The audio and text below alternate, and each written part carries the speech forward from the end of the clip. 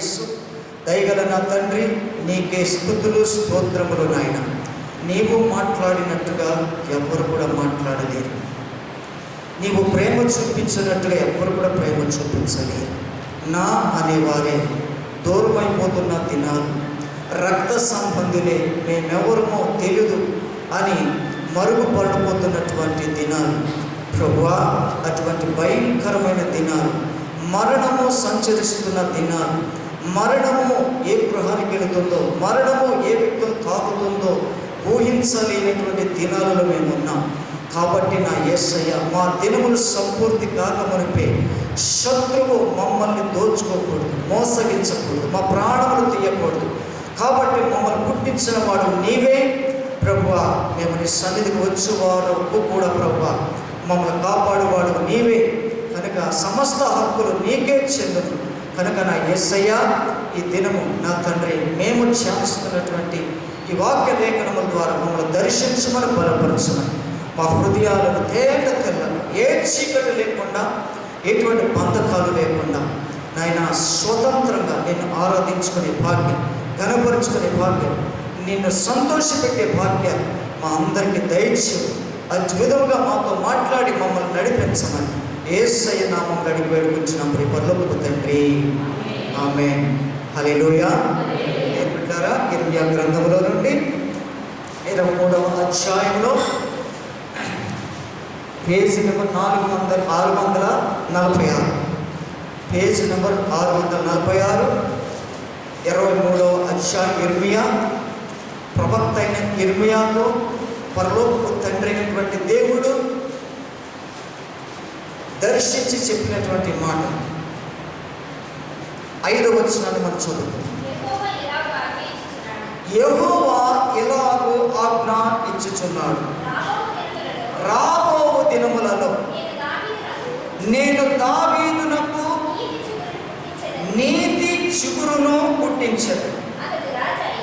అతడు రాజై పరిపాలన చేస్తూ, అతడు వివేకముగా నడుస్తూ కార్యము జరిగించు. భూమి మీద నీతి న్యాయములను జరిగించును. ఆమేన్. హల్లెలూయా. బిడ్డలారా, చదవబడినటువంటి భాగాన్ని జాగ్రత్తగా ఆలోచించి దేవుడు ఆజ్ఞిస్తున్నాడు. ఆజ్ఞ అంటే ఏంటి? మాట. అంటే దేవుడు మాట ఇస్తున్నప్పుడు ఈ మాట ఎవరి కోసం? మన కోసం కదా. దేవుడు పలికే ప్రతి మాట మనుషుల కొరకే మాట్లాడుతున్నాడు. ప్రతి మనుష్యుడు దేవునికి సంబంధి. ప్రతి మనుష్యుని దేవుడు కోరుకున్నాడు. ప్రతి మనుష్యుని దేవుడు కోరుకున్నాడు. కనుక దేవుడు మనుష్యులతోనే మాట్లాడతాడు.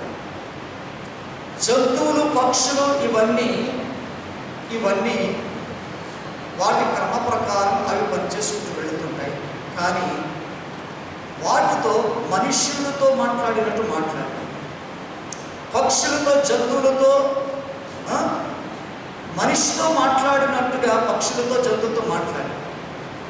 కనుక ఎందుకు కారణం ఏంటిదంటే, జంతువులకు, పక్షులకు ప్రాణం ఉంది, శరీరం ఉంది, ప్రాణం. కానీ వాటికి ఏం లేదు? ఆత్మ లేదు. ఆత్మ అనేది వాటికి పెట్టలేదు. కనుక వాటికి ఆలోచన ఉండదు, విచక్షణ ఉండదు, జ్ఞానము అనేది ఉండదు. కనుక మనుష్యులకు మాత్రమే అవి పెట్టాడు. ఏం పెట్టాడు? శరీరం, ప్రాణము, ఆత్మ. ఒక మనిషిలో ఆత్మ ఉన్నది కాబట్టి దేవుడు సెలవిచ్చిన ఆజ్ఞ అనే దానిని గ్రహించడానికి మనిషికి మాత్రమే ఉంది. ఇది దేవుని మాట అని తెలుసుకోగలుగుతుంది. దేవుని మాటలో జీవం ఉన్నదని ఎరగగలుగుతుంది. ఆ జీవము సర్వసత్యములోనికి నడిపించగలుగుతుందని, సత్యము ప్రతిష్ఠత చేయించినదని మనుష్యుడు మాత్రమే ఎరగగలుగుతాడు. కనుక మనుష్యుడు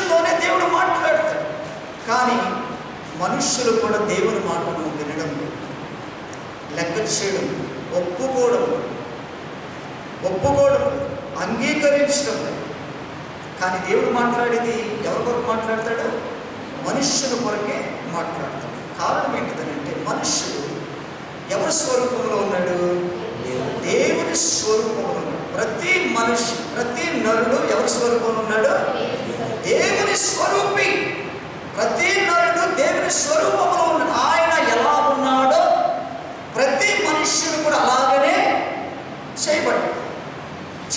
కనుకనే మనుష్యుని యొక్క నాసిక రంధ్రములలో నుండి ఏముదడు? జీవాయువుదుగా నరుడు జీవాత్మాయను. అంటే నరునిలో దేవునిలో ఉన్నటువంటి ఆత్మను ఎవరికి పెట్టాడు? ఎవరు పెట్టాడమ్మా? మనుష్యులకు మాత్రమే పెట్టాడు. ఇంకా వేటికి దేవుని ఆత్మ పెట్టలేదు. కనుక నరుడు దేవుని పోలిక, నరులో ఉన్న ఆత్మ దేవుని యొక్క ఆత్మ. నరుడుకున్న స్వరూపం దేవుడుకున్న స్వరూపం. దేవుడు ఎంత ప్రేమిస్తాడో, దేవుడు ఎంత జ్ఞానము కలిగి ఉంటాడో, దేవుడు ఎంత యథార్థవంతుడో, దేవుడు ఎంత పరిశుద్ధుడో, అవన్నీ ఎవరు కలిగి ఉండాలి? చెప్పండి. మీరు పక్షులు, జంతువులు కాదు కదా, మనం ఎవరు? కాబట్టి చెప్పాల్సింది, మాట్లాడాల్సింది. దేవుడు మాట్లాడుతున్నాడు. అందుకనే జంతువులు, పక్షులు విచక్షణ లేకుండా ప్రవర్తిస్తాయి. అయ్యో ఇక్కడ మనుషులు ఉన్నారు, అక్కడ ఆడు ఉన్నారు, ఏళ్ళు ఉన్నారు అని వాటికి తెలుస్తుందా? చెప్పండి. వాటికి ఆ జ్ఞానం లేదు, ఆ ఆలోచన లేదు. కానీ ఎవరికి పెట్టాడు? మనుషులకు పెట్టాడు, ప్రతి నరులకు పెట్టాడు. కనుక ప్రతి మనుష్యుడు దేవుని ఆలోచన ప్రకారంగానే నడవాలి.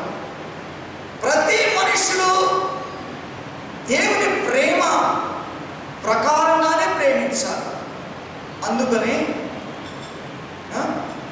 ఏం చెప్పాడు దేవుడు? నిన్ను వలె. అంటే నిన్ను వలంటే మన మీద ఎవరి ప్రేమ ఉంది? దేవుని ప్రేమ. దేవుని ప్రేమ మనలో ఉంది. దేవుని ప్రేమ మనం అనుభవిస్తున్నాం. దేవుని ప్రేమ మనంతటా మనం ఎలా అనుభవిస్తున్నామో, దేవుని ప్రేమ ఎరగినటువంటి వారిని కూడా మనం ఏం చేయాలి? దేవుడి ప్రేమ ఎరిగేటట్టుగా మనం ప్రేమించాలి. అర్థమవుతుందా? దేవుడు ప్రేమించేంత ప్రేమ మనలో లేకపోయినా అంత ప్రేమ మనలో ఉండదు, అంత ఓర్పు సహనము ఉండదు, దేవుడికి ఉన్నంత ఉండదు. కానీ దేవుడిని ప్రేమించేటట్టయినా సరే మనం రుజువు చేయగలగాలి. దేవుడి ప్రేమ తట్టు తిరిగేటట్టయినా మనం చేయాలి. అటువంటి ఆ ప్రేమ వారికి కలగాలి అని అంటే మనం ఏం చేయాలి? ముందుగా దేవుని ప్రేమను ఎరిగి ఉండాలి.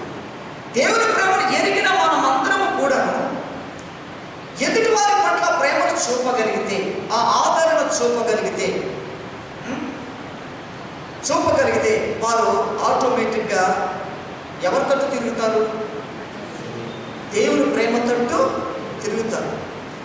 మన తట్టు కాదు తిరగాల్సింది. ప్రతి ఒక్కరు కూడా దేవుని తట్టే తిరగాలి, దేవుని ప్రేమ తట్టే తిరగాలి. దేవుని ప్రేమలోనే ఐక్యపరచబడాలి, దేవుని ప్రేమనే అనుభవించాలి. ఆ విధంగా మనము ఉపయోగపడాలి తప్ప దేవుడు చూపించేంత ప్రేమ మనం చూపించలేము. అంత గొప్పతనం మనలో రాదు. కనీసం దేవుని ప్రేమ తట్టు తిరిగేటట్టయినా చేయగలిగే ప్రేమన్నా ఉంటే మనలో దేవుని బిడ్డలారా దేవుని ప్రేమ అనుభవింప చేసేటట్టుగానైనా మనకు ఉపయోగకరంగా ఉంటాం అనేకుల కొరకు. కనుక దేవుడు ఎందుకు ఈ మాటలన్నీ దేవుడు చెప్తున్నాడు అని అంటే, దేవుడు ఆజ్ఞయిస్తున్నాడు. దేవుడు ఆజ్ఞయిస్తున్నాడు అనగా దేవుడు మనతో మాట్లాడుతున్నాడు. ఏమని మాట్లాడుతున్నాడు? ఇక్కడ ఇర్మియాతో మాట్లాడాడు. దేవుడు ఎవరితో మాట్లాడాడు? ప్రవక్త అయిన ఇర్మియాతో మాట్లాడాడు. ఎవరి కొరకు, ఎందుకొరకు మాట్లాడాడు అని అంటే, దేవుని యొక్క కాపుదలలో నుండి, దేవుని యొక్క మాటలో నుండి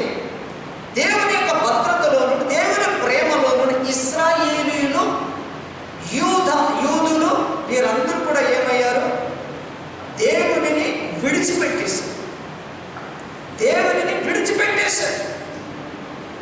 దేవుడు విడిచిపెట్టేసి చెల్లాచెదురైపోయారు, అటు ఇటు తొలగిపోయారు. కనుక తొలగిపోయిన ఇశ్రాయేలీయులు, తొలగిపోయిన యూదులను తిరిగి దేవుని యొక్క ప్రేమలోనికి తీసుకురావడానికి, దేవుని మాటలోకి తీసుకురావడానికి, దేవుని రాజ్యంలోకి తీసుకురావడానికి ఇక్కడ ప్రవక్త అయిన ఇర్మియా ఇక్కడ ఉపయోగపడుతున్నాడు. ప్రవక్త అయిన ఇర్మియా, ప్రవక్త అనగా ఒక మనుష్యుని జీవితంలో దేవుడు ఏది ఉద్దేశించి ఉన్నాడో, ఏది చేయబోతున్నాడో, ఏది జరిగించబోతున్నాడో ముందుగా దేవుని ద్వారా ఎన్నిక చేసుకుని ఏర్పాటు చేసుకుని పిలువబడినటువంటి వారు ప్రవక్తలు. అంటే ఒక మనుష్యునికి దేవునికి మధ్యవర్తులు అన్నమాట. దేవునికి మనుష్యునికి మధ్యవర్తి ఎవరు? ప్రవక్త. దీర్ఘదర్శి అంటారు, దీర్ఘదర్శి అని అంటారు. అంటే దేవుడు ప్రజల పట్ల ఏం చేయబోతున్నాడో, ఏం జరిగించబోతున్నాడో, జరిగించే దానిని, జరగబోయే దానిని ఒక ప్రవక్త ద్వారా మనుష్యులకు తెలియచేయబడినటువంటి ఆ మనుష్యులు మార్పు చెంది దేవుని తట్టు తిరిగేటట్టుగా ప్రకటన చేయటమే ప్రవక్త చేయవలసిన పని. ఎందుకు ప్రవక్తతోనే ఎందుకు మాట్లాడాలి? ప్రవక్త ద్వారా ఎందుకు ఆ విషయాలు తెలియచేయాలి అని అంటే, దేవునికి ప్రవక్త అనుకూలంగా ఉన్నాడు, దేవుని మాట వినే విధంగా ఉన్నాడు, లోబడే విధంగా ఉన్నాడు, అనుసరించేవాడుగా ఉన్నాడు, తట్టుకునేవాడుగా ఉన్నాడు, ఓర్చుకునేవాడుగా ఉన్నాడు ప్రవక్త. కానీ ఇశ్రాయేలీయులు లేరు, యూదా వారు లేరు, ఆ కోణంలో చూసుకుంటే ఇశ్రాయేలు మాత్రమే కాదు, యూదులు మాత్రమే కాదు, ఈ రోజున నేను క్రైస్తవుడిని, నేను దేవుని బిడ్డని అనుకుంటున్నటువంటి చాలా మంది కూడా దేవుని మాటలు లోబడినటువంటి వారు ఉండడం లేదు. దేవుని మాటకు లోబడి జీవించే వారు కూడా ఉండడం లేదు. కనుక దేవుని బిడ్డలారా, ప్రవక్తలతోనే దేవుడు తన పనిని ముగించకుండా ఇంకా దినాలు జరిగే కొలది దేవుడు ఏం చేస్తున్నాడు? అనేకులను సేవకులుగా, తర్వాత అపోస్తులుగా, సువార్థికులుగా, బోధకులుగా, కాపరులుగా, ఈ విధంగా దేవుని బిడ్డలారా అనేకులను దేవుడు పిలుచుకొని తన పిలుపును జరిగించుకోవడానికి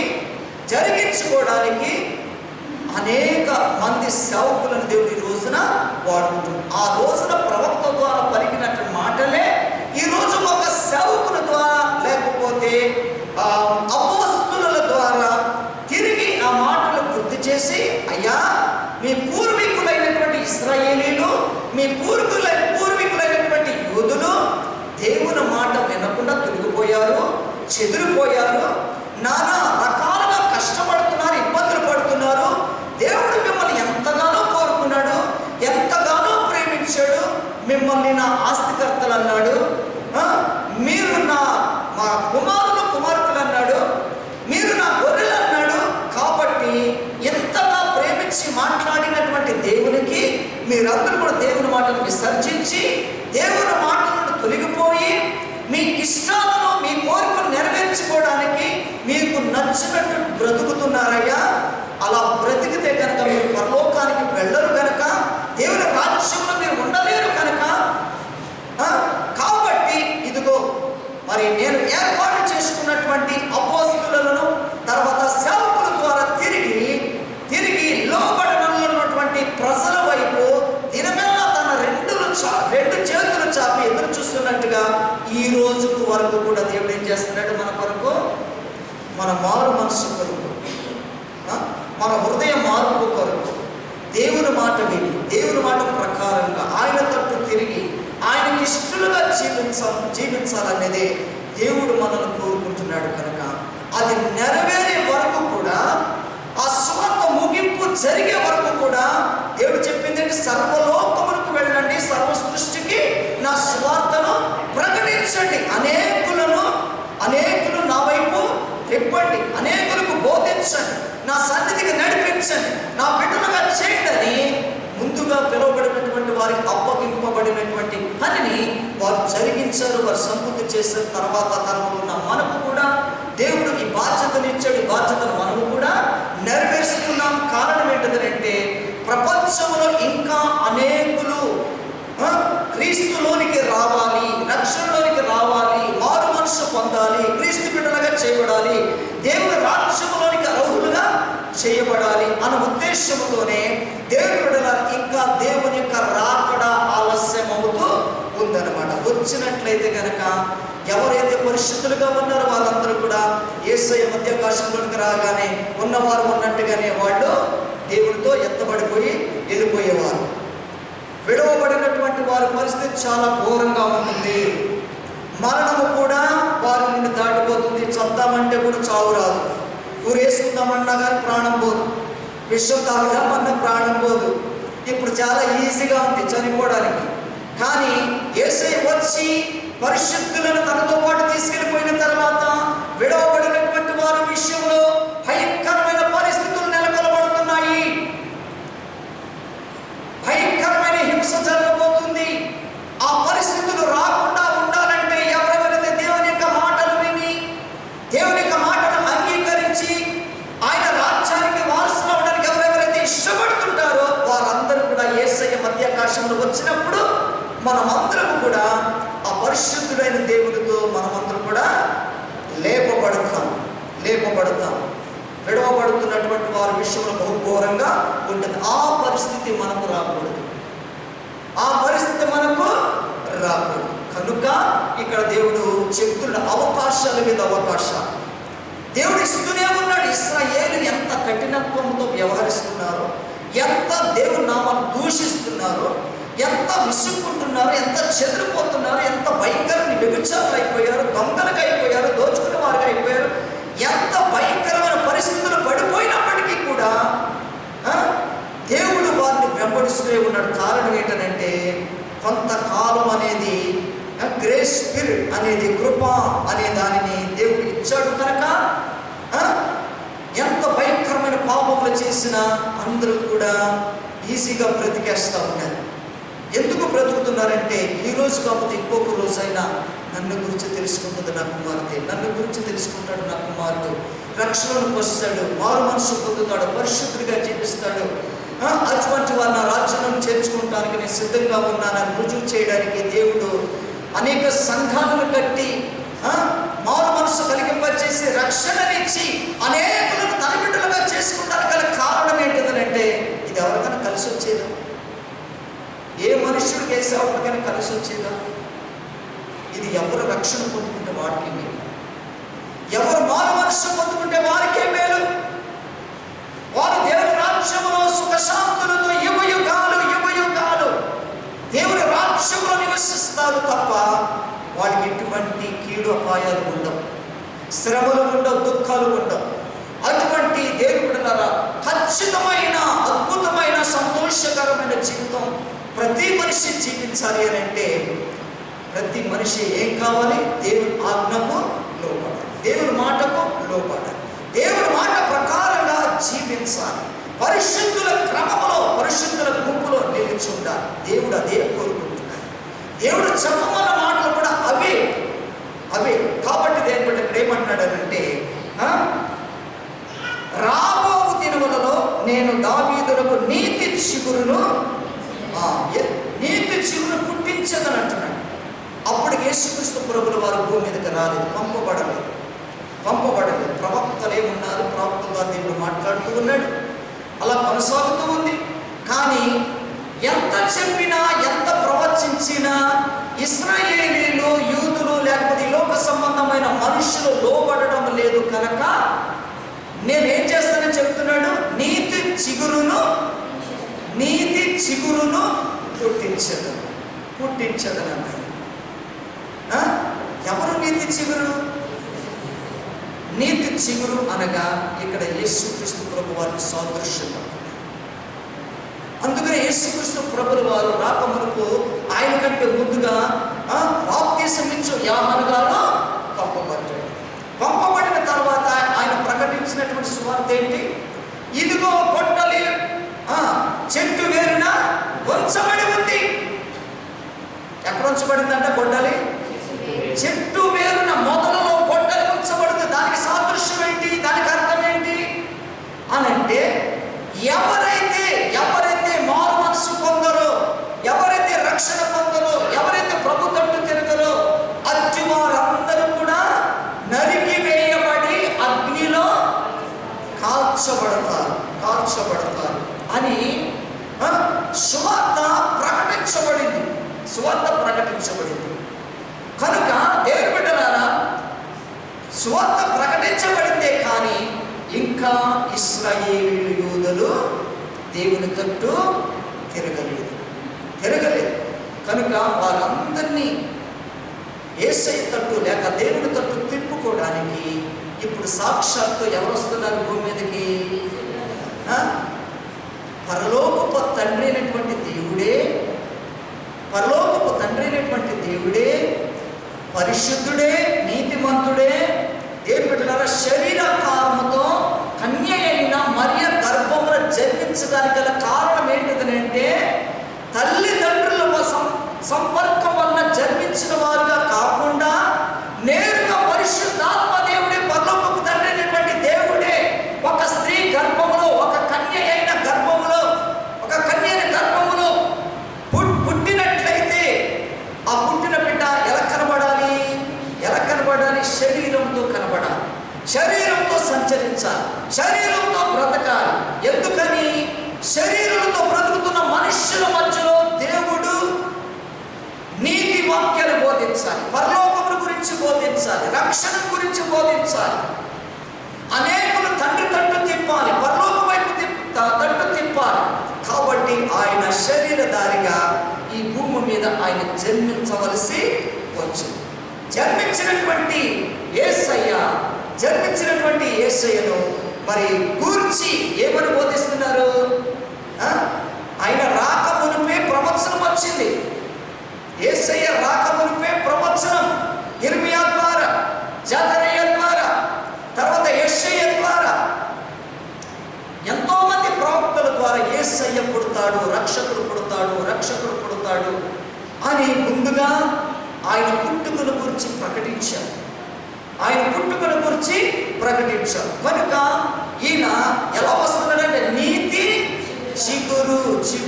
ఎందుకనంటే గొడ్డలు ఎక్కడ ఉంచబడింది? చెట్టు వేరున ఉంచబడింది. అంటే రక్షణ పొందలేని వారు ఎంతమందో నశించిపోయారు. తరాలు గడిచిపోయి మారు మనసు పొందరు, దేవుని తట్టు తిరగలేదు, నశించిపోయారు. అయినా సరే దేవుని బిడ్డలారా, ఇంకా వేరు అనేది ఇంకా ఉంచబడింది. ఎవరి కొరకు? వేరు అనేది ఉంచబడింది. ఎవరి కొరకు? మనల్ని అందరినీ రక్షించుకోవడానికి, మనల్ని అందరినీ కాపాడుకోవడానికి. వేరుంటే పైన చెట్టు నరికేసిన వేరు నుండి ఏమొస్తుంది? చిగురు వస్తుంది. కాబట్టి దేవుని బిడ్డలారా, ఆ వేరుని ఎందుకు ఉంచాడు అంటే మనందరం మారు మనసు పొందటానికి, మనమందరం కూడా రక్షణ పొందడానికి దానికి ఆధారం కావాలి. కాబట్టి ఆ వేరులో ఒక చిగురు పుడితే ఆ చిగురుకు సాదృశ్యంగా యేసయ్య ఈ లోకములో ఆయన పుట్టి పెరిగి తండ్రిని గురించి బోధిస్తూ ఉంటే, పరలోకముల గురించి బోధిస్తూ ఉంటే మనమేమవుతుంటాం?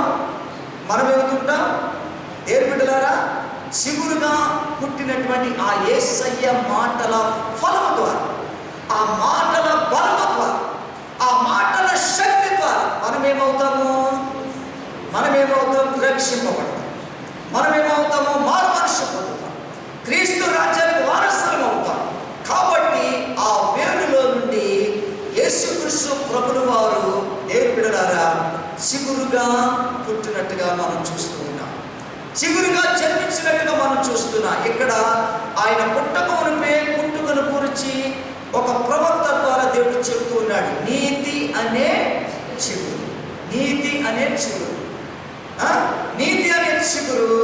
అనగా యేసయ్యలో ఏముంటుంది? నీతి ఉంటుంది, యథార్థత ఉంటుంది, పరిశుద్ధత ఉంటుంది. కనుక ఆయన పలికే ప్రతి మాట, ఆయన సువార్త, ఆయన చేసే ప్రతి ఆశ్చర్య కార్యము, ఆయన చేసే ప్రతి ఒక్క స్వస్థతలు, విడుదలలు, ఇవన్నీ కూడా నీతితో కూడిన కార్యాలుగా ముడిపడి ఉంటాయి. నీతితో కూడిన కార్యాలుగా ముడిపడి ఉంటాయి. కాబట్టి దేవుడు అందుకనే యేసుక్రీస్తు ప్రభుల వారి దగ్గరికి ఎంతోమంది వచ్చారు. రక్షణ గురించి, స్వస్థతల గురించి, నోరు లేని వారు, చెవిటి వారు, కుంటి వారు, దయ్యాలు పట్టినటువంటి వారు, మోగవారు ఎంతోమంది వచ్చారు. రక్తస్రావం కలిగినటువంటి స్త్రీ, తర్వాత మరణమునకు దగ్గరగా ఉన్నటువంటి వారు ఎంతోమంది తీసుకురాబడ్డారు. వచ్చిన వారందరూ కూడా దేవుడు ఏమన్నాడు, వారు స్వస్థపరిచిన తర్వాత నీవు నీతి గల దానివై, నీకు కలిగింపచేసిన విశ్వాసమును బట్టి నీవు నీతితో జీవించు, విశ్వాసము గల దానివై జీవించు అని చెప్పాడు యేసయ్య. ఆమేన్, హల్లెలూయా, హల్లెలూయా. అలాగన్నాడే తప్ప నీకు రక్షణ ఇచ్చాను కదా, నీకు మారుమనసు ఇచ్చాను కదా, నీకు స్వస్థత ఇచ్చాను కదా, ఒక 10,000 డొనేషన్ చేసుకో అనలేదా? 10 లక్షలు డొనేషన్ చేసుకో అని చెప్పలేదు. అకౌంట్ నెంబర్ ఇవ్వలేదండి, అకౌంట్ నెంబర్లు ఇవ్వలేదు, ఏసే ఇవ్వలేదు, ఎవరికి ఇవ్వలేదు. ఏం చెప్పాడు, ఏం చెప్పాడు? నీతి గల దానిపై, నీతి గల దాని విశ్వాసము కలిగిన వాడివై నీవు జీవించు అన్నాడు తప్ప దానికి ఇంకేమి కండిషన్ పెట్టలేదు. దేవుడు చెప్పింది అది. అంటే యేసయ్య ఎందుకలా చెప్పాడు? ఆయన చేసిన కార్యాలు ఏంటి? ఆయనలో ఉన్నది ఏంటి? నీతి. ఏముందండి? నీతి. ఆయనలో నీతి ఉంది. కాబట్టి ఆయన ఎదుటి వారి పట్ల చేసిన ప్రతి కార్యము నీతితో చేసినటువంటి కార్యాలు. కాబట్టి నీతి కలదానివై జీవించు, నీతి కలిగిన వాడివై జీవించు, అంతే. ఎవరైనా సరే మారు మనసు పొందినా, రక్షణ పొందినా, బాప్తిసం తీసుకున్నా వాళ్ళు జీవించవలసినటువంటి విధానాలు, వాళ్ళు బ్రతకవలసిన విధానాలు నీతితో జీవించాలంటే ఇంకా రెండో మార్గం లేదు, రెండో ఆప్షన్ లేదు. ఇంకా వాళ్ళకు ఇంకెటువంటి ఛానల్ లేదు. అయ్యో నీతితో అంటే ఎలాగ బ్రదర్, పాస్టర్ గారు ఇక ఇంకో మార్గం ఏదైనా ఉన్నది చూపియండి, ఈ మార్గం కాకపోతే ఇంకా ఇంకో మార్గం నుంచి వస్తాం, అటు ఉన్నది చూపియండి అంటే ఇటు చూపించలేదు. ఏసై చూపించలేదు, మేము కూడా చూపించలేము. అలా చూపించేవారు ఉంటారేమో మాకు తెలియదు. అమ్మ పోనీ ఇటు క్లోజ్ అయిందా, అటు నుంచి ఎత్తుకో, పోనీ ఇటు నుంచి చూడు అని చెప్పేవారు ఉంటారేమో. కానీ అందరూ అలా ఉండరు. అమ్మ దేవుడు నీతి గురించి చెప్పాడు, నీవు కూడా నీతిగా నిలుపుతావు. అమ్మ నీతితోనే, అయ్యా నీతితోనే చెప్పాడు, నువ్వు కూడా నీతితోనే బ్రతుకు. ఇంకంతే. అది దేవుడితో ముడిపడి ఉన్నటువంటి నీతి కార్యాలండి. కనుక ఆయన పుట్టుకను గురించి దేవుడు ముందుగానే పరిశుద్ధ లేఖనంలో రాయించి పెట్టాడు. నీతి చిగురు అని, నీతి చిగురు పుట్టించేదను అతడు ఏం చేస్తాడట? నీతి చిగురు పుట్టించేదను అతడు రాజై ఏం చేస్తాడు? పరిపాలన చేస్తాడు. ఏ పరిపాలన? నీతి పరిపాలన. నీతిమంతుడు ఏం చేస్తాడు? నీతి పరిపాలన చేస్తాడు. ఆమేన్, హల్లెలూయా. రాజుల రాజుల రాజు, సియోను రాజు, రాజుల రాజుల రాజు, సియోను రాజు, సియోను రాజు నా యేసు, పైనున్న యెరూషలేము నా పురము, సియోను రాజు నా యేసు, పైనున్న యెరూషలేము నా పురము. ఆమేన్, హల్లెలూయా. ఆయన ఏం చేస్తాడమ్మా? ఏ పరిపాలన చేస్తాడు? డబ్బు దండుకోవడానికి కాదు ఆయన రాజుగా వచ్చేది. ఈ రోజున ఎంతోమంది రాజకీయ నాయకులు వస్తున్నారు, నేను సేవ చేస్తా, నేను సేవ చేస్తా అని. దేవుడి జ్ఞానం లేనివాడు కూడా వచ్చేస్తున్నాడు. మాటలు మాట్లాడటం చేతగలవాడు కూడా వచ్చేస్తున్నాడు. స్టేజ్లకి ఏ మాట్లాడాలో కూడా తెలియనటువంటి వారు కూడా మాట్లాడేస్తున్నారు. మాట్లాడేసేసి మనుషులు మభ్య పెట్టేసి మోసం చేసి కోట్లు సంపాదించుకొని వాళ్ళు మళ్ళీ 5వ సంవత్సరం కనబడరు.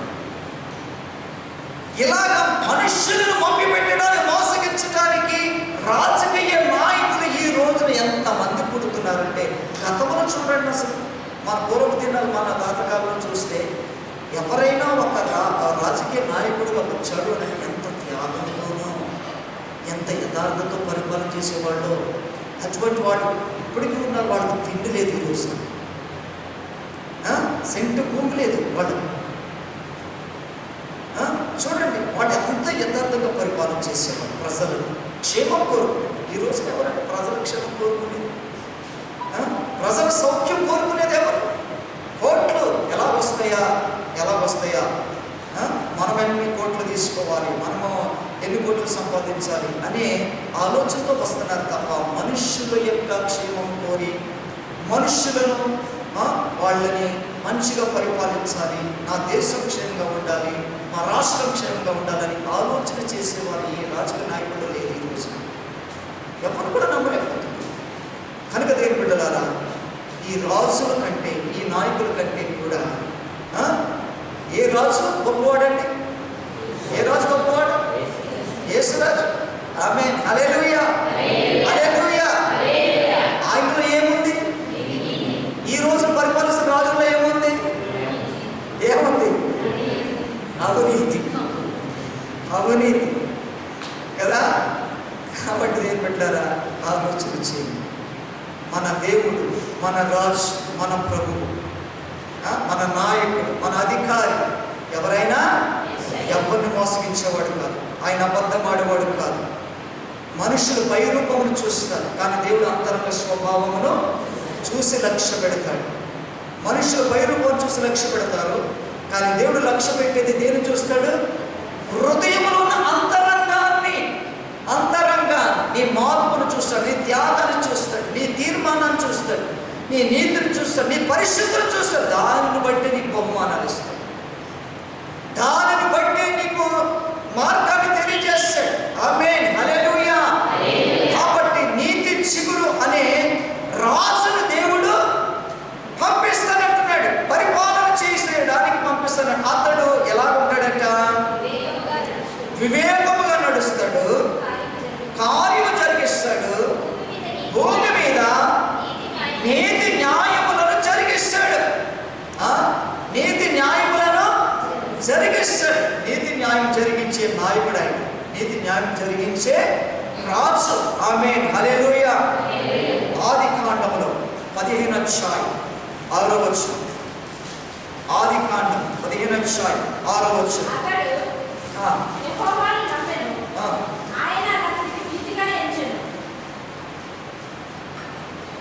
చాలమ్మా, ఇక్కడ చదవబడినట్టు వాక్యం చూడండి అందరూ కూడాను.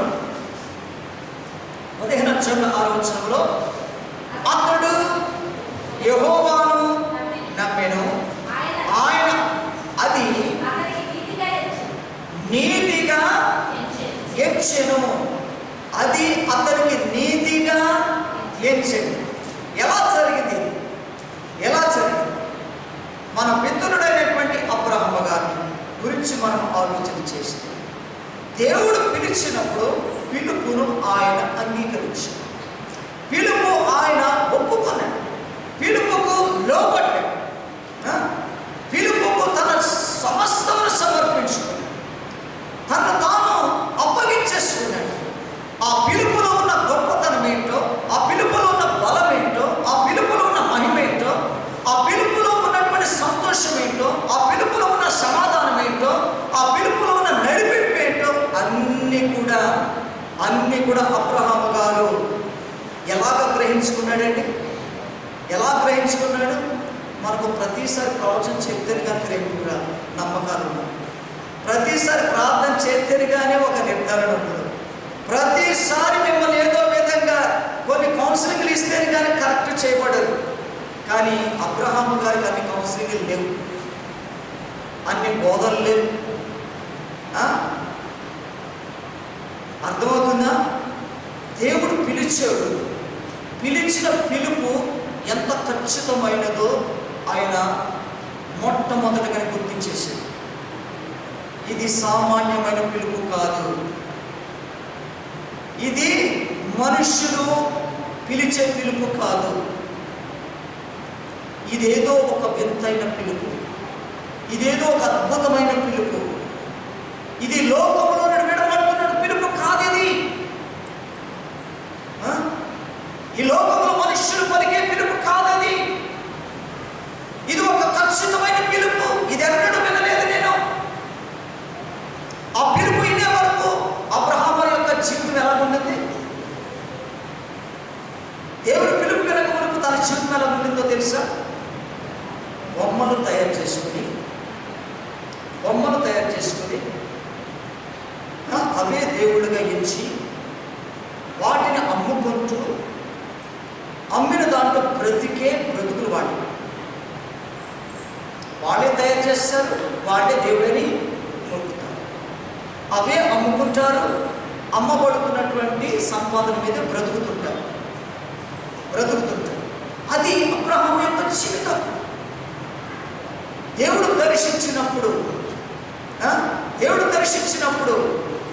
ఎప్పుడైతే ఆయన పిలుపును గుర్తుపెట్టాడో, పిలుపులో ఉన్న రుచి ఏంటో, పిలుపులో ఉన్న బలమేంటో, పిలుపులో ఉన్న శక్తి ఏంటో, పిలుపులో ఉన్న ప్రభావం ఏంటో అబ్రహాము గారు గుర్తించాడు. కనుక ఆ పిలుపు వినిన తర్వాత ఆ పిలుపు ఇక ఎన్నడూ మర్చిపోకుండా, ఎన్నడూ విడిచిపెట్టకుండా ఆ పిలుపుకు లోబడి, ఆ పిలుపుకు తన జీవితం సమర్పించుకొని ఎక్కడికి వెళ్ళమంటే అక్కడికి, ఏది విడిచిపెట్టమంటే అది, ఏది మాట్లాడమంటే అది, అన్నీ కూడా దేవుని బిడ్డలారా దేవుని పిలుపు ప్రకారంగానే ఆయన జీవించుకుంటూ వచ్చాడండి.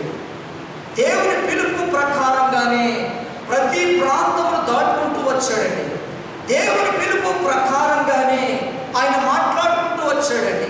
ఇంకా ఏ పిలుపులు కూడా, ఎటువంటి వ్యర్థమైన పిలుపులు కానీ, అభ్యంతరాలు కలిగజేసే పిలుపులు కానీ, కష్టపడే పిలుపులు కానీ, ఏ పిలుపు కూడా వినడానికి ఆయన అవకాశం లేదు. అబ్రహాం గారు ఏ పిలుపుకు కూడా ఆయన లోబడలేదు. ఏ పిలుపు విన్న తర్వాత? దేవుని పిలుపు విన్న తర్వాత ఆ పిలుపులో ఉన్న గొప్పతనం ఏంటో అబ్రహాము గారు ఖచ్చితంగా ఒక నిర్ధారణలోకి వచ్చి గ్రహించుకున్నాడు. కనుక ఆ పిలుపుకు లోబడ్డాడు. కనుక ఏ అబ్రహాము, నీ ఊరు విడిచిపెట్టేసేయి, నువ్వు అక్కడ ఉండడానికి వీల్లేదు. నీ తల్లిదండ్రులు విడిచిపెట్టు, వారితో ఉండటానికి వీల్లేదు. నీ బంధువులు విడిచిపెట్టు, నీ స్నేహితులు విడిచిపెట్టు అంటే, ఎందుకు ప్రభువా? వాళ్ళు విడిచిపెడతట నేను ఎలా బ్రతకాలి? నన్ను ఎవరు పోషిస్తారు? నా తల్లిదండ్రులు లేకుండా ఎలా బ్రతకాలి అన్నాడా? ఎందుకని తండ్రి పిలుపు తెలుసు, తల్లి పిలుపు తెలుసు, అన్నదమ్ముల పిలుపు తెలుసు, స్నేహితుల పిలుపు తెలుసు, బంధువుల పిలుపు తెలుసు, మోసగాళ్ళ పిలుపు కూడా తెలుసు. అన్ని రకాల పిలుపులు అబ్రహాము గారికి తెలుసు. కానీ దేవుని పిలుపు అనేది ఒక ప్రత్యేకమైనది కనుక, ప్రత్యేకమైన ప్రేమతో కూడి దర్శించిన పిలుపు కనుక, ఆ దర్శించిన పిలుపులో దేవుని ప్రేమ, దేవుని యొక్క శక్తి, దేవుని యొక్క మహిమ అందులో ఉన్నాయి కనుక, ఎప్పుడైతే ఆ పిలుపు ఆయనను దర్శించిన ఆ పిలుపులో ఉన్న మహిమ, గొప్పతనం, శక్తి, ప్రభావాలు ఎప్పుడు కూడా మర్చిపోలేదు. ఆయన ఎప్పుడు కూడా మర్చిపోలేదు అబ్రహాము గారు. మనమైతే ఎన్నిసార్లు మర్చిపోతామో, ఎన్నిసార్లు విడిచిపెడతామో, ఎన్నిసార్లు దూరం వెళ్ళిపోతామో, ఎన్నిసార్లు తీర్మానాల మీద తీర్మానం, ప్రశ్నల మీద ప్రశ్నలు, డౌట్ల మీద డౌట్లు ఎన్నుంటాయో మనకి. అయినా సరే ప్రభు ఆయన దీర్ఘశాంతం వహిస్తున్నాడు కనుక, నువ్వెంత కూర్చినా, నువ్వెంత కొట్టినా, ఎంత కష్టపెట్టినా, నువ్వెంత తిట్టినా ఆయన ఓర్చుకుంటున్నాడు. నీ మారు మనుషులు నిన్ను రక్షించుకున్నాడు, నిన్ను బాగు చేయడు. ఆయన ఓర్చుకుంటున్నాడు కనుక ఈరోజు నా ప్రభు కంటే గొప్పవారు లేరని చెబుతున్నారు. ఈరోజు నా ప్రభు వారి కంటే మంచివారు ఇంకెవరు లేరని చెబుతున్నాను. నా ప్రభువుల ప్రేమ ఇంకెవరిలో కూడా లేదండి అని ఈరోజు చెబుతున్నాను. అది తెలుసుకున్నటువంటి వారు మాత్రమే. ఇంకా తెలుసుకోవాల్సిన వారు చాలామంది ఉన్నారు ఇక్కడ. అలా తెలుసుకోవాల్సిన వారు ఇక్కడ చాలామంది ఉన్నారు. ఇప్పుడు తెలుసుకుంటాం నాకు తెలియదు, కానీ దేవుని బిడ్డలారా ఏదో ఒక రోజు మీకు కూడా వస్తుందని నేను నిరీక్షణ కలిగి ఉంటున్నాను. దేవునికి స్తోత్రం. హల్లెలూయా. హల్లెలూయా. కాబట్టి ఇక్కడ ఏం పెట్టారు, ఏమంటున్నాడు, ఏమన్నాడమ్మా, దేవుడు అతడు యెహోవాను నమ్మాడు. నమ్మడం అంటే ఏంటి? నమ్మడం అంటే ఏంటి? ఆయన ఏమన్నా ఒక ఆకారంతో కనబడ్డా, ఒక మనిషిగా కనిపించి ఆయనతో ప్రయాణం చేశాడా? నో. ఆత్మలో పలికినటువంటి మాటకే అంత శక్తి ఉంటే నిజంగా దర్శిస్తూ నువ్వు బ్రతకగలుగుతావా? నిజంగా అంత శక్తివంతుడు కనుక నిన్ను దర్శిస్తే నువ్వు బ్రతకగలుగుతావా? మోషే కోరుకున్నాడు అలాగే. అధిక కోరికలు ఎక్కువయ్యి ఇంతకాలం వింటూ వచ్చాను, మాట్లాడుతూ వచ్చాను, ఒక్కసారి చూస్తే బాగుంటుందేమో అని అనుకున్నాడు. మోషే, నీవు నన్ను చూడలేవు, తట్టుకోలేవు, ఫస్ట్ నువ్వు తట్టుకోలేవు. అంటే మోషేకు చూపించింది కొంచెమే, మోషేతో మాట్లాడిన కొంచెమే శక్తి, అబ్రహాం గారికి చూపించింది కొంచెమే శక్తి. నిజంగా ఆయన శక్తి అంతా కూడగలుగుకొని మన ఎదుటి నిలబడితే 51% ఎండలు కాస్తేనే మనుషులు మలమలాట్టులా మాడిపోతారు. ఆ సూర్యుని సృష్టించినటువంటి దేవుడు ఇంకా ఎంత అగ్నిమయమై ఉంటుంటాడు చూడండి, ఎంత శక్తి. మీరు అంచనా వేసుకోవచ్చు, అయ్యో ఎంత దేవుడు ఎదురు నిలబడి మనం తట్టుకోలేము, మనం నిలబడలేము, అంత శక్తివంతుడు ఆయన. ఎండ వేడిని మనంతా తట్టుకోలేము, ఆయన విడుదల చేస్తున్న చలిని మనం తట్టుకోలేము, వర్షాలు తట్టుకోలేకపోతున్నాం. ఇవన్నీ ఆజ్ఞాపించి చాలా చిన్నవి.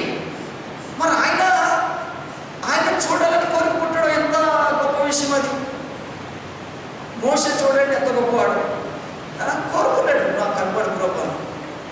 సరే కోరుకుంటున్నా కాబట్టి మోషే, నేను వెనక తిరుగుతా, నా వీపు చుట్టూ తృప్తిపడి సరే పెట్టుకో, అంతకంటే ఎక్కువ కోరుకో. నా మాటలోనే సమస్తం దాగి ఉన్నాయి, నా ఆజ్ఞల్లోనే దాగి ఉన్నాయి, నా పిలుపులోనే దాగి ఉన్నాయి, నా నడిపింపులోనే దాగి ఉన్నాయి. వాటికి లోబడితే చాలు, ఆ విధంగా బ్రతికితే చాలు. నన్ను చూడాలని కోరుకో. ఎప్పుడు చూడగలుగుతాం మనము? ఎప్పుడు చూడగలుగుతాం? ఆ లోకంలో చూడగలుగుతాం. ఎందుకంటే ఆయనలో ఉన్న మహిమ అప్పటికి మనలో కూడా మహిమ వస్తుంది. కాబట్టి చూడగలిగే శక్తి, అభిషేకం మనకు దేవుడు ఇస్తుంది. మన పరిశుద్ధులుగా జీవిస్తే కాబట్టి దేవుని బిడ్డలారా, మరి ఇప్పుడు మనము ఆయనను కళ్ళారా చూడాలని మనం ఎప్పుడు అనుకోకూడదు. ఆయన పిలుపును, శక్తిని, ఆయన మాట ప్రభావాన్ని, ఆయన ఆత్మ బలాన్ని అంతవరకుని మనం వెతకాలి. అందులోనే మనము ఆ శక్తిని సంపాదించుకోవాలి. ఆమేన్, హల్లెలూయా. కాబట్టి అతడు ఏం చేశాడట? యెహోవాను నమ్మాడు. ఆయన అది అతనికి నీతిగా, చూసారా, నీతి అనేది ఎందుకు దొరికిపోయింది అబ్రహాం గారికి? నమ్మకము, నమ్మే విషయం, విశ్వాసం వచ్చే విషయంలో. అందుకనే విశ్వాసం అన్నది నిరీక్షింపబడి వాటి యొక్క నిజ స్వరూపం. కాబట్టి ఆ నిజ స్వరూపం ఎందులో ఉంది? నిజంగా దేవుని శక్తిని చూడాలంటే, దేవుని ప్రభావాన్ని చూడాలంటే నువ్వెందులో చూడగలుగుతావు? నమ్మికను చూడగలుగుతావు, విశ్వాసంలో చూడగలుగుతావు. అంతే. అది చూడగలిగితే చాలు, మనం బాగుపడతాం, మన ఆత్మీయతల్ని కాపాడుకోగలుగుతాం. ఆమేన్, హల్లెలూయా. కనుక దేవుడు అతనికి నీతిగా ఎంచబడెను. అంటే నమ్మకత్వంలో ఏం దాగి ఉన్నదన్నమాట? నీతి. విశ్వాసంలో ఏం దాగి ఉన్నదమ్మా? నీతి అనగా పాపము లేనిది, కల్మషము లేనిది, అబద్ధము లేనిది, వేషము లేనిది, కల్పితములు లేనిది, భ్రమ లేనిది, మోసం లేనిది, మాయ లేనిది నీతి అనంటే. అటువంటి ఖచ్చితమైన నీతి దేవుని మాటలో ఉంది కనుక అటువంటి నీతిని దేవుని యొక్క పిలుపు మాటలో అబ్రహాము గారు చూశారు.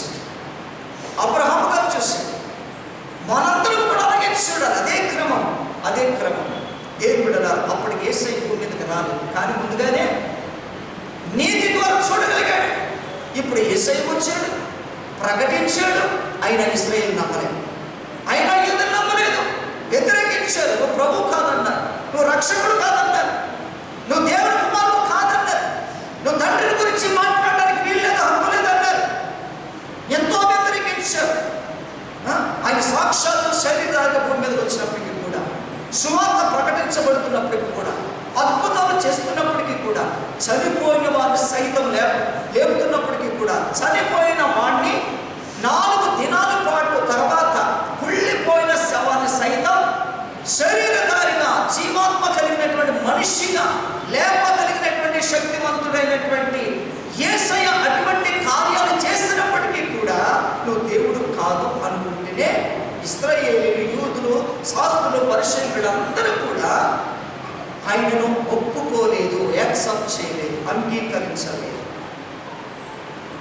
అంటే ఈ దినాల్లో మనకంటే కూడా, యేసు ప్రభు ఉన్న దినాల్లో వాళ్ళకంటే కూడా, అబ్రహాము దినాలలో దేవుని స్వరం విని అది నీతిగా ఎంచబడినటువంటి అబ్రహాము గారు ఇంకెంత గొప్పవాడై ఉండొచ్చు అని ఆయనకి ఏ ఆధారం ఉంది చెప్పండి?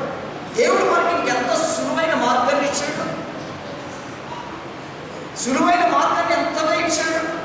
ఆ రోజులో బోధించేవారు లేకపోయినా దేవుడు ఖచ్చితంగా స్వరం నుంచి మాట్లాడితే మాటకు లోబడినటువంటి అబ్రహాముగా ఈ రోజున ఎన్ని దర్శనాలు వచ్చినా, ఈ రోజున ఎన్ని ప్రవచనాలు వచ్చినా, ఈ రోజున ఎన్ని వాక్యాలు బోధిస్తూ ఉన్నా, మనము హృదయాలు సరిదిద్దుకోకుండా, దేవుడి చేతికి మన హృదయాలు అప్పచెప్పుకోకుండా, నీతిమంతులుగా మార్చబడకుండా, యథార్థవంతులుగా మార్చబడకుండా, ఇంకా మనము ఏమి ఎరగిన వారముగా, ఏమి పొందుకోలేని వారముగా, ఏమి కూడా అనుభవించలేని వారుగా మన ఆత్మీయ జీవితాలు ఇంకా అలాగే కొనసాగుతూ ఉన్నాయనంటే మనం ఇంకెలా ఉన్నామో ఆలోచించి, మనం ఇంకే పరిస్థితిలో ఉన్నాము, ఏ స్టేజ్లో ఉన్నామో, మనము ఎంత వెనకబడిపోతున్నాం. క్రైస్తవులమే, ప్రతి వారు సంఘాలకు వస్తున్నటువంటి వారిని, ప్రతిరోజు బైబిల్ చదువుతున్న వారిని, వాక్యం ఇచ్చిన వారిని, ప్రార్థన చేస్తున్న వారిని, అయినను దేవుని మాట మీద నమ్మకత్వం అనేది తగ్గిపోతూ ఉంటుంది జనాల మీద. ఏం బిడ్డలు ఆలోచన చేయి, దేవుడు నీకు ఎంత గొప్ప అవకాశం తీసుకువస్తున్నాడు. అన్ని దినాలు మనవి కాదు, అన్ని దినాలు ఒకే విధంగా ఉండవు. దేవుడు దర్శించి మాట్లాడుతున్నటువంటి సమయాలను మనం కోల్పోకూడదు, విడిచిపెట్టకూడదు. దేవుడు తన వాక్యంగా దర్శించి ఆయన ఎలా ఉన్నాడు? ఒకప్పుడు 2020 సంవత్సరం కిందటి శరీరానికి లోకంలోకి వస్తే, ఇప్పుడు ఆ యేసుక్రీస్తు ప్రభువు వారి కృపా సత్య సంపూర్ణుడిగా ఈ లోకములో వాక్యముతోనే శరీరధారిగా, వాక్యాన్ని శరీరముగా తొడుగుకొని, వాక్యం ఇప్పుడు ఎలా ఉంది మన మధ్యలో?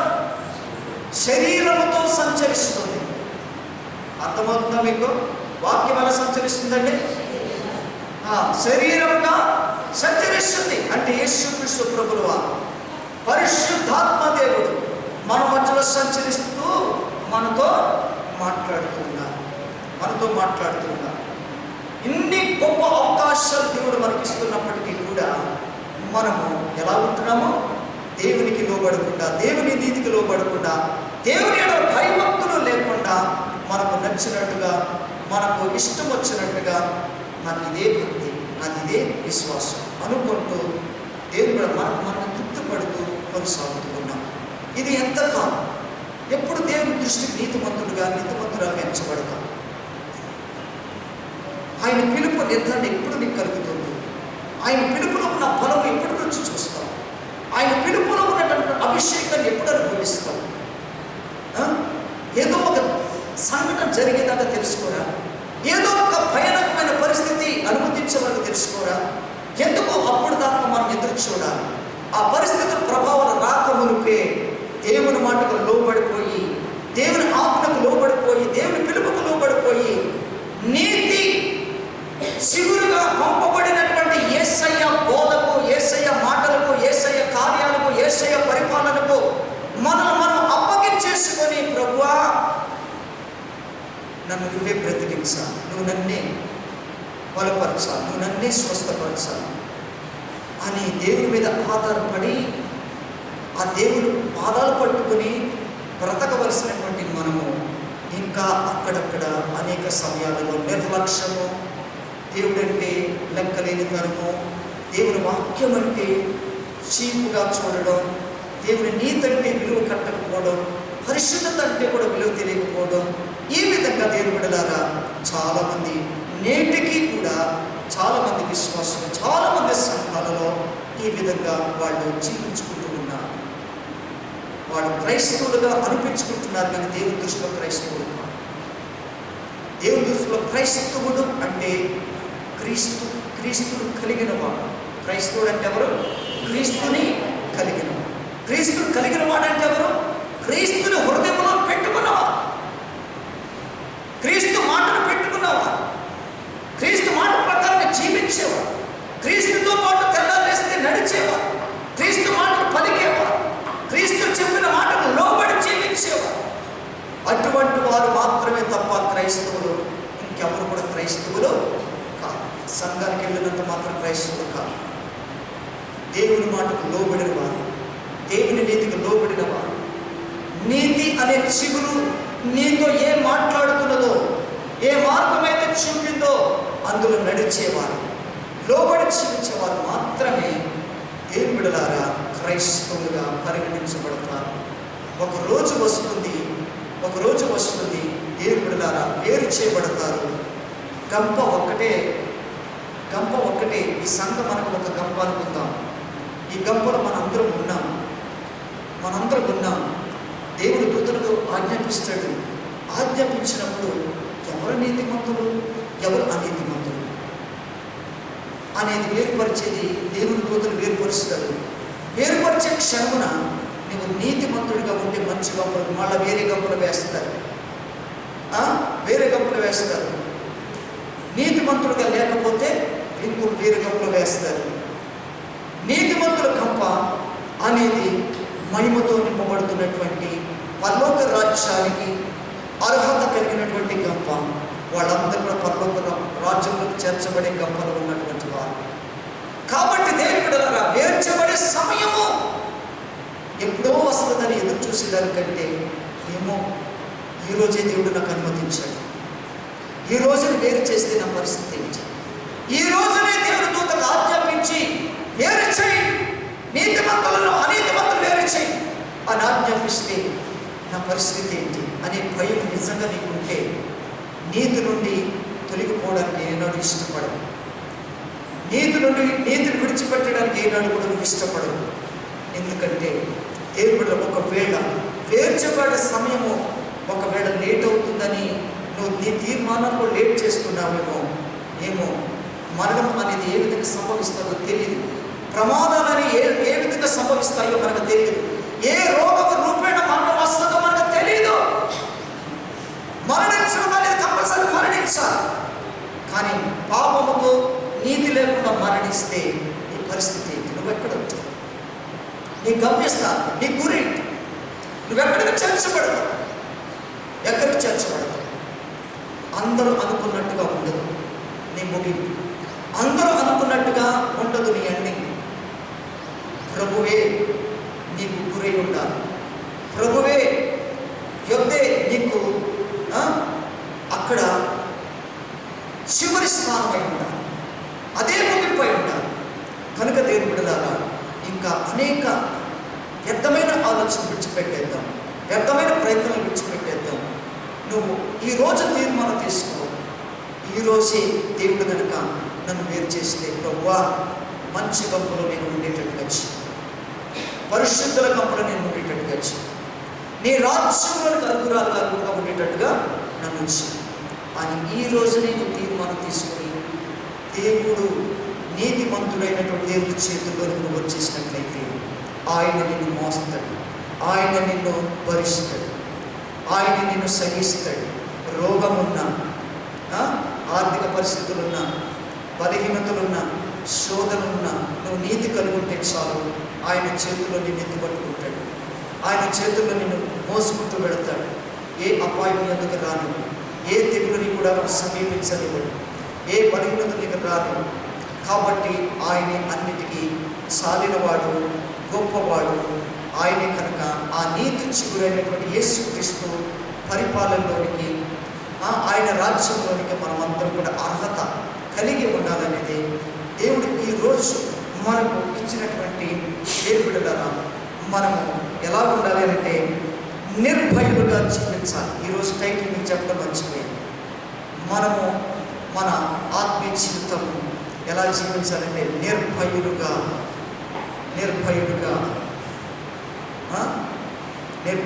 జీవించాలి.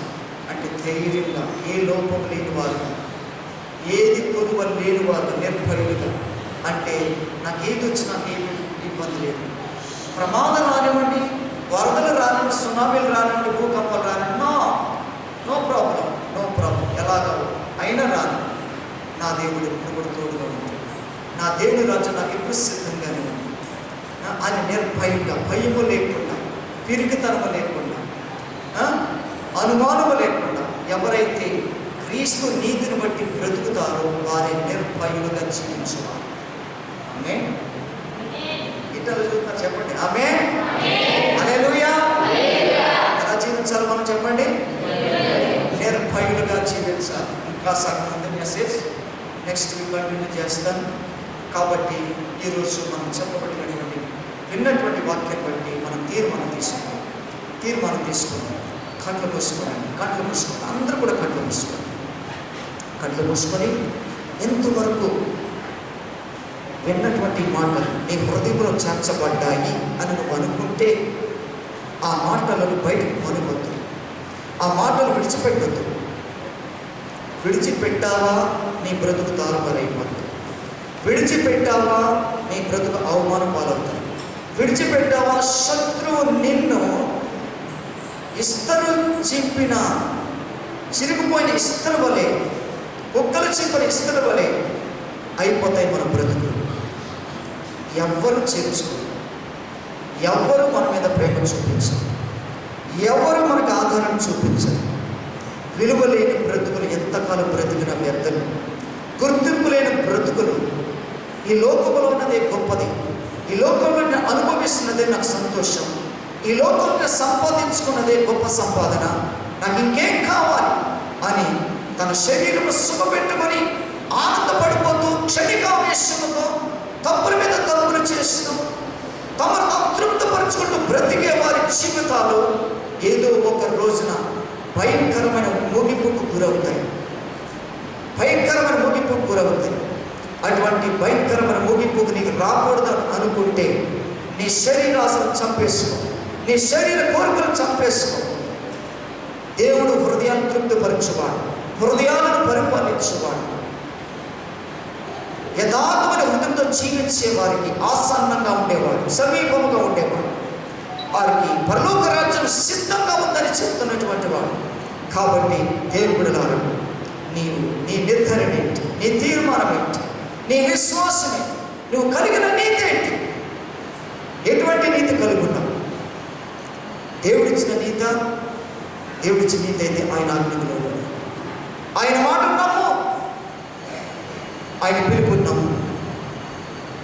యేసయ్య నీ హృదయంలో ఉన్నట్టే, లోబడితే యేసయ్య నీ హృదయంలో ఉన్నట్టే. యేసయ్య లేని జీవితం, యేసయ్య లేని నడక, యేసయ్య లేని బ్రతుకు, యేసయ్య లేని క్రైస్తత్వం కాదు. అటువంటి భ్రమతో కూడిన విశ్వాస జీవితాన్ని విడిపింపబడండి. దేవుని తట్టు తిరగండి. Thank you Jesus. యేసయ్య నీకు వందనాలు. ప్రార్థన చేయండి, అందరూ కూడా ప్రార్థన చేయండి. ఎవరైనా ఇంకా అసంతృప్తితో, అవిశ్వాసంతో, స్వనీతితో బ్రతుకుతున్నారేమో, అదే విశ్వాస జీవితం అనుకుంటున్నారేమో, ఈరోజు నీతో మాట్లాడిన మాట చాలా శక్తివంతమైన మాట. నిన్ను పరిపాలిస్తున్న రాజు ఈ లోక రాజు కాదు, ఆయన పరలోక రాజు. ఆయన సింహాసనం నీతి సింహాసనం. ఆయన నీతి న్యాయములు జరిగించే దేవుడు ఆయన. ఆయన సింహాసనం ఎదుట నువ్వు ఉన్నావు ఈరోజు.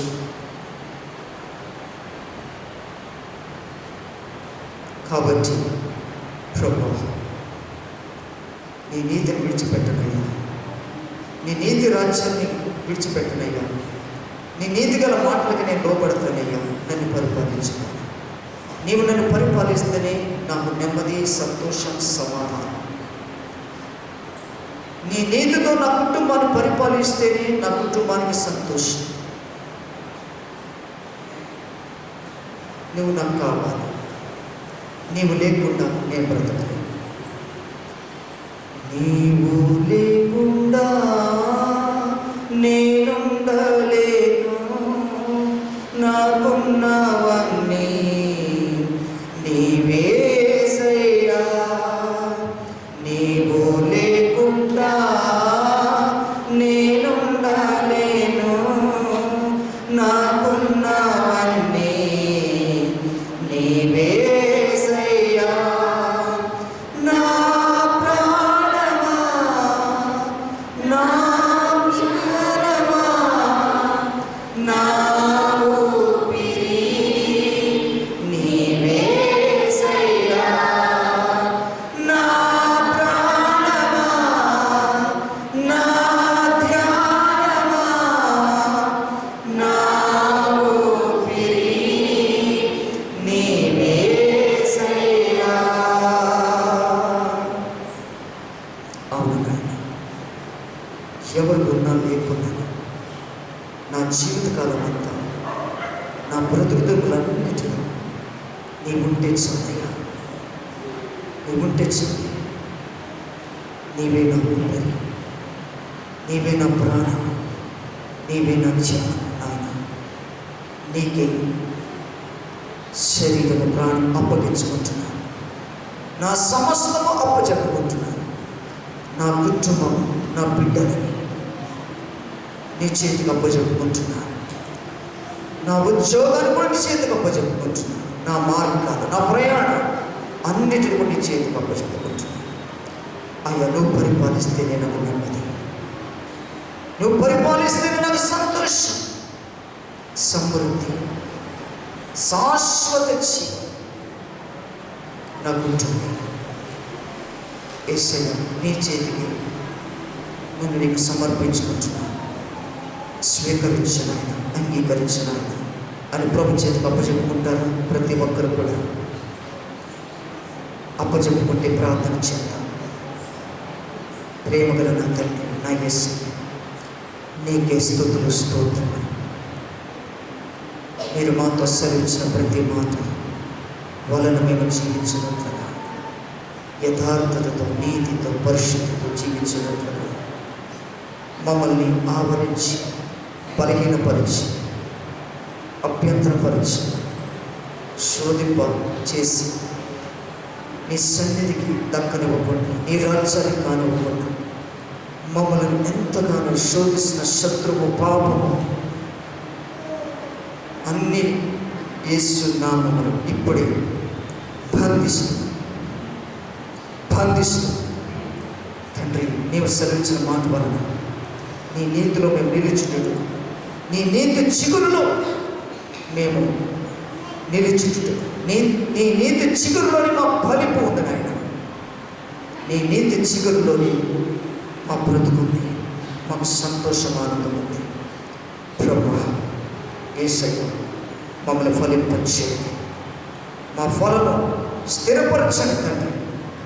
యేసయ్య, నీకే వందనాలు తండ్రి. సమయంలో ఎవరెవరు విశ్వాసంలో బలహీనంగా ఉన్నారు, నీతిలో బలహీనంగా ఉన్నారు, పరిశుద్ధతలో బలహీనంగా ఉన్నారు, తమను తాము సమర్పించుకోలేని బలహీనంగా ఉన్నారు, అటు వారందరూ ఆయన మీ పాదాలు కప్పచెప్పుకుంటున్నారు. భయముతోనూ, పిరికితనముతోనూ, ఆందోళనతోనూ, ఎప్పుడు ఏది జరగబోతుందో ఊహించుకోలేని స్థితిలో ఉన్నటువంటి బిడ్డలు, వారిని కూడా నీ చేతికి అప్పచెప్తున్నాను. ప్రభువా, వారిని ఆవరించిన భయం, వారు ఆవరించిన పిరికితనము యేసు నామములో వారిలో నుండి బయటకు పంపరాని అనిపిస్తున్నాను. నువ్వు ఇచ్చిన మాట వలన నీతి యథార్థతో జీవించు బిడ్డలుగా, నీ రాకడ పర్యంత వరకు బిడ్డలు ఉన్నట్లుగా సహాయం వచ్చి వారి హృదయానికి, వారి ఇంటి గడపలకు నీవు చిందించిన నీ రక్తమే ముద్రగా ఉండునుగా. సంచరిస్తున్న ప్రతి మరణ దూత ఈ బిడ్డల గృహాలను దాటిపోవును గాక. యేసు నామములో దాటిపోవును గాక. నీ రక్త బలమే కంచెగా ఉండును గాక. నీ రక్త బలమే కాపుదలగా ఉండును గాక. నీ రక్త బలమే రక్షణ కవచముగా ఉండును గాక. నీ రక్త బలమే అగ్ని కంచెగా ఉండును గాక. నీ రక్త బలమే ఆరోగ్యకరంగా ఉండును గాక. నీ రక్త బలమే సమృద్ధిగా ఉండును గాక. తండ్రి, మీ పాదానికి బిడ్డలందరినీ సమర్పించుకుంటున్నానయ్యా. నన్ను ఈ బిడ్డల సంఘమంతను కూడా మీరే పరిపాలించి మీరు అనుగ్రహించిన ఫలములు అర్హులుగా మిగుటకు సహాయించి మీ పాదాలకి సమర్పించుకుని యేసు నామములో అడిగి వేడుకుంటున్నాను మీ పరలోకపు తండ్రి. ఆమేన్. హల్లెలూయా.